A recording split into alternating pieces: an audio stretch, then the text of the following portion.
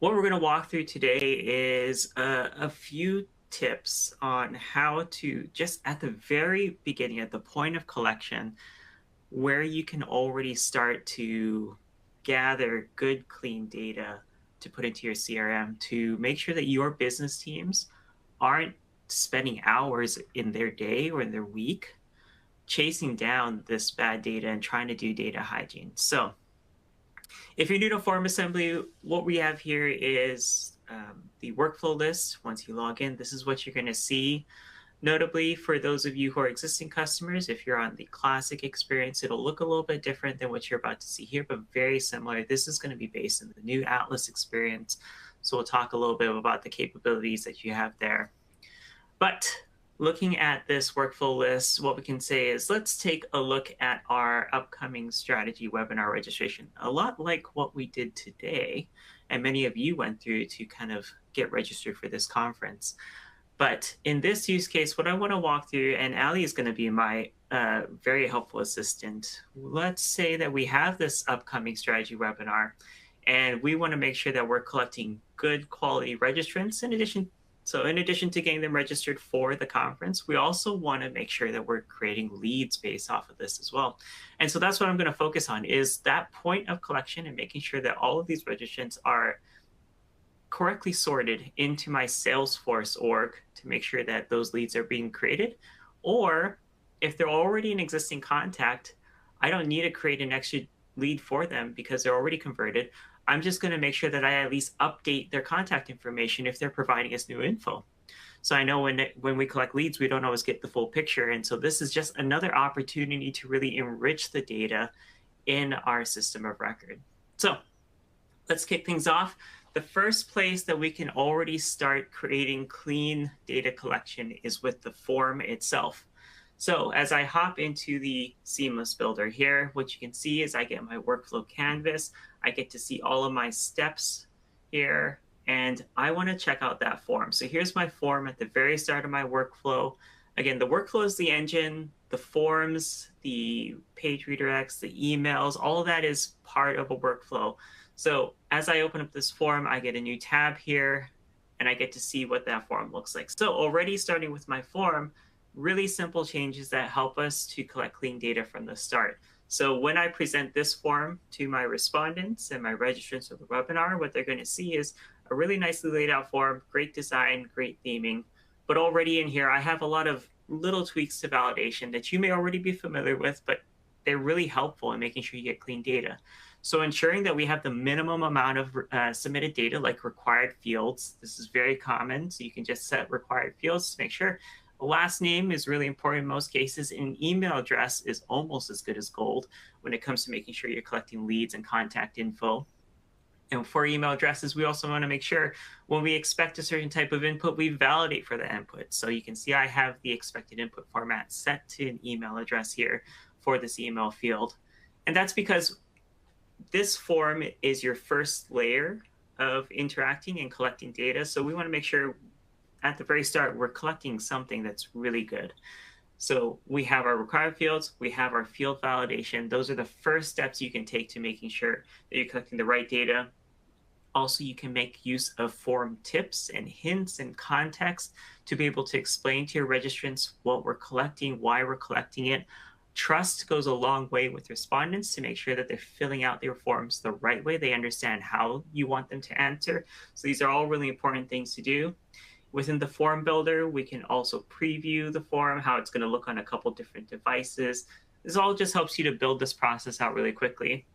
And I'm not going to demo it here. There's another session for this, but I did build this form using Faye. I just asked Faye, hey, I need a webinar registration form. Can you help me to get that going? We had a little bit of a chat. We spun out this great form. I just had to do a few tweaks with Faye as my co-pilot and being able to create this. And we're well on our way. That saved me minutes of time, at least 15 to 20 minutes. And Faye also took care of the theme for me as well. So it's really helpful in creating that content. So we have our form. We know that we're validating the data at the point of collection. It's coming in. We're already doing some pre-validation.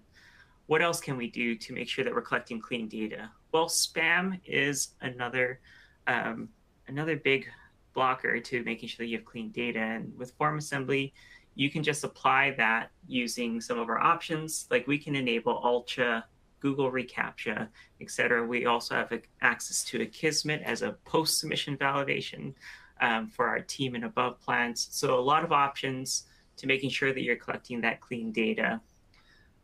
But once we collect those responses and we want to send that to Salesforce, we may not just want to send all of that data in one big bulk, just unformatted, uncontrolled. So what we want to do is we want to use the power of our Salesforce connector to create logic that effectively routes and decides what data needs to go where.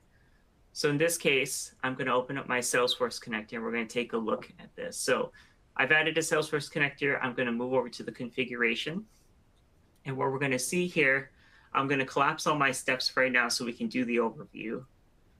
So let's collapse all of these steps. So let's walk through what we want to do. So again, that form has been submitted.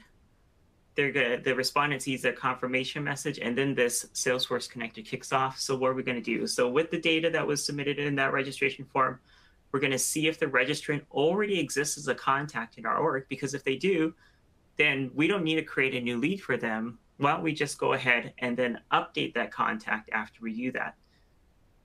However, if they aren't a contact, they don't exist, we don't find that contact, then why don't we already see if they're an existing lead? That's a really good check for us to have. So we'll look for an existing lead.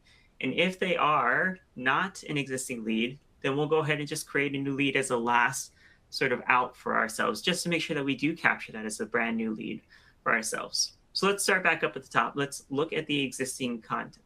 So I'm going to open up this step. So my parameters for the step. So we're going to take the action of looking up a record. And that record type is going to be a contact record.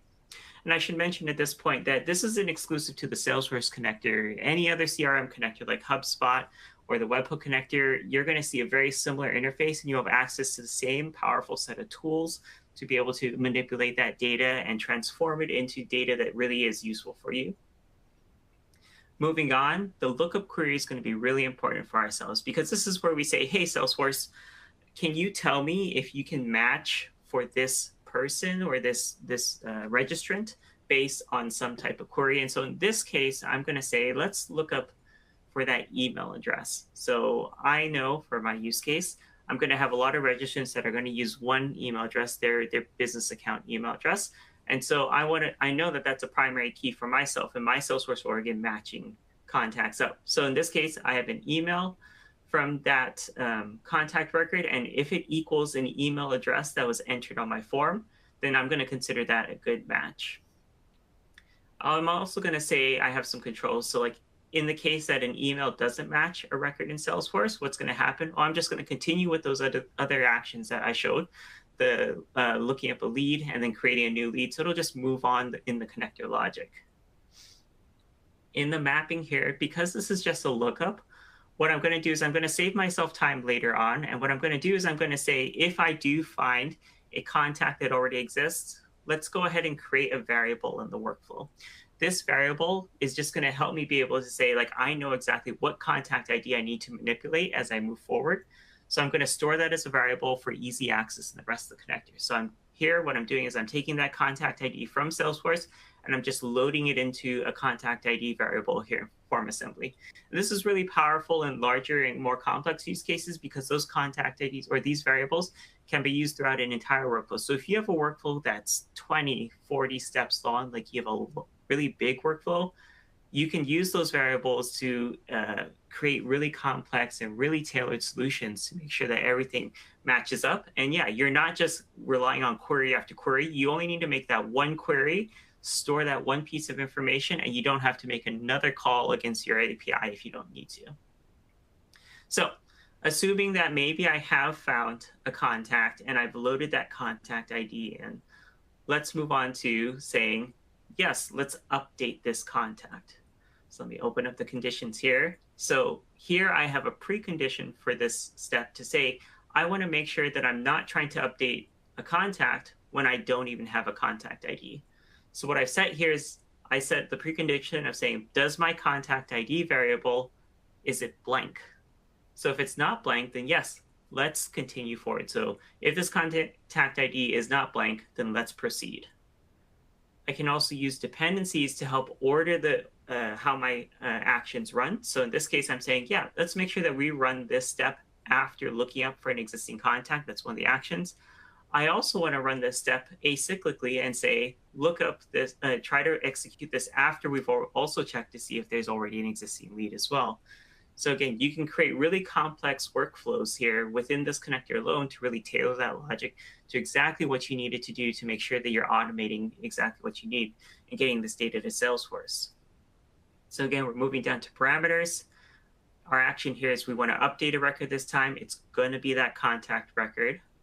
And luckily, this lookup query, I don't have to query for that email address again or any other data because I already made the query previously. So instead, I'm just going to say, let's use that exact contact ID, the exact person that I found, and let's update that record. And when it comes to sending data to Salesforce, I get to pick and choose exactly what data. So in the mapping section, what I can do is I can say, hey, let's map these fields. Luckily, in a lot of cases, your fields on your form are going to match what your field definitions are in your CRM. But if they don't, that's not a problem at all. The mapping section makes it really easy for you to make those connections and map things together. What's also really helpful is when you say have a form field that has multiple choices, and maybe those choices, the options within that menu don't match up, you can also choose what you want to map those to. So in this case, I can say, hey, if their primary interest is one of these things, but the value in Salesforce is different, I'm allowed to also tailor those mappings to match. Luckily for me, I already know that these primary interests and going into this contact description field aren't going to be a problem or a conflict at all. So I don't need to worry about mapping those right now. So this is great. I can make sure that I'm just updating a contact for an existing contact that I already found. I'm going to make sure that I can map all the fields together. And that's all I need to do to update that contact. So let me go ahead and collapse these fields, and we'll move on to quickly touch on a few things.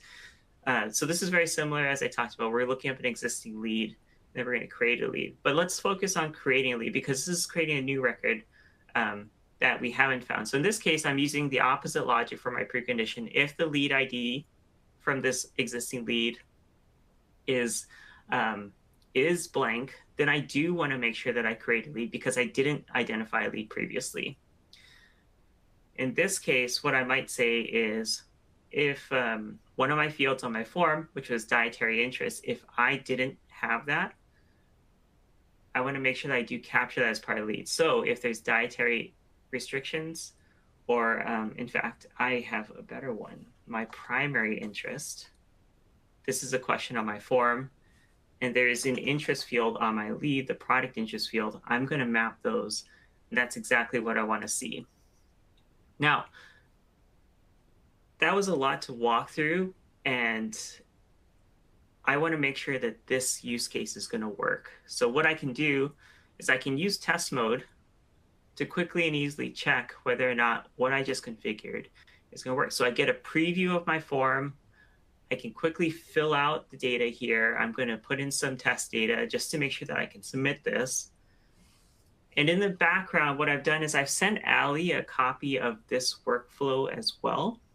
And so she's going to fill this out for me because I already have a converted contact in my Salesforce org for Allie, but she used some different info. And we're going to see if when Allie submits that new response that I'm actually doing exactly what I said, in that if they're an existing contact, I'm updating that existing contact. So we'll see that in a second here. But now that my test run has completed, I get a completion record, and I can review to see what my logs are. I can see that all of these steps executed exactly as I expected. I can also jump over to my response to go and view that response. That test response is going to show up in my response records as a test response. I can just verify that everything completed properly. Now, Allie, have you had a chance to complete submitting that response? Yep. It is submitting as I speak. Okay. So I hope it's making it in there. I can see my test response is still in progress, so it might be a little bit of processing if I look at one of the previous responses from Ali, I can review that records. Let's see. This is what Ali had previously submitted to me.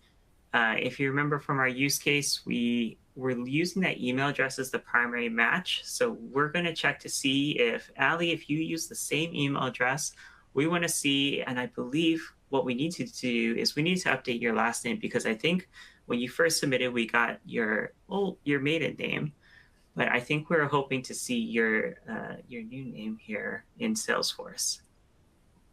So let me double back, see if that response is in. I think this is your response right here. Let's double check. I'm going to verify here in FormAssembly, and looks like, yes, that is going to be your new name. So we're doing this all live. Let's see if this works. I'm here. This is your contact. You can see we have that last name. If I just refresh my record, let's see. Yes, it looks like that new name made it in. Perfectly. That's exactly what we expected. This is your same contact. We didn't create a new lead. All we did was we updated your existing contact. We don't need to worry about extra leads floating around for contacts that already exist. Super helpful.